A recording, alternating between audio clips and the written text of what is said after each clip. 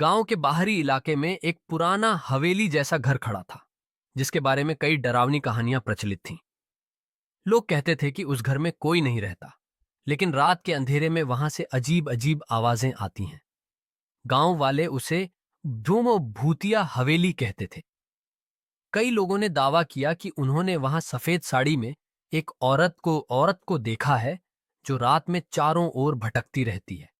लेकिन कोई भी इन कहानियों की सच्चाई की जांच करने की हिम्मत नहीं करता था। राहुल और उसके दोस्त अमन, रोहित और सुमन शहर से गांव घूमने आए थे। उन्होंने गांव वालों की बातें सुनी, लेकिन उन पर यकीन नहीं किया। राहुल ने मजाक करते हुए कहा, हाँ, ये सब सिर्फ कहानियां हैं। भूत प्रेत जैसी कोई चीज नहीं होती। उसके दोस्तों ने भी उसका साथ दिया और उन्होंने तय किया कि वह रात में उस हवेली में जाकर खुद देखेंगे कि आखिर वहां क्या है। रात का समय था। आसमान में बादल छाए हुए थे और हल्की हल्की बारिश हो रही थी।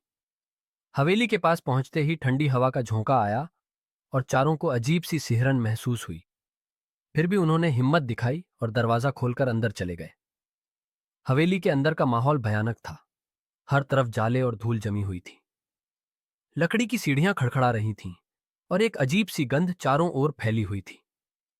जैसे ही वे अंदर पहुंचे, उन्हें ऐसा महसूस हुआ जैसे कोई उनकी ओर देख रहा है। अमन ने एक दीवार पर कुछ अजीब निशान देखे, जो खून जैसे लग रहे थे। सुमन ने कहा, शायद ये कोई पुरानी चीज हो, डरने की जरूरत नहीं है। लेकिन अचानक हवेली के कोने से एक जोरदार आवाज आई, जैसे किसी ने कोई भारी चीज गिराई हो। सब डरकर सन्न रह गए। राहुल ने अपनी टॉर्च जलाकर उस दिशा में देखा, लेकिन कुछ भी नहीं दिखा।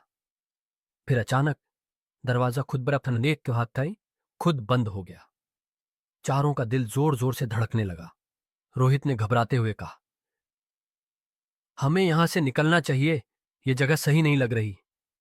तभी एक तेज ठंडक हवेली के अंदर फैल गई और उन्हें अपनी गर्दन के पीछे किसी के सांस लेने की आवाज सुनाई देने लगी। सभी ने पलटकर देखा तो सफेद साड़ी में एक औरत खड़ी थी।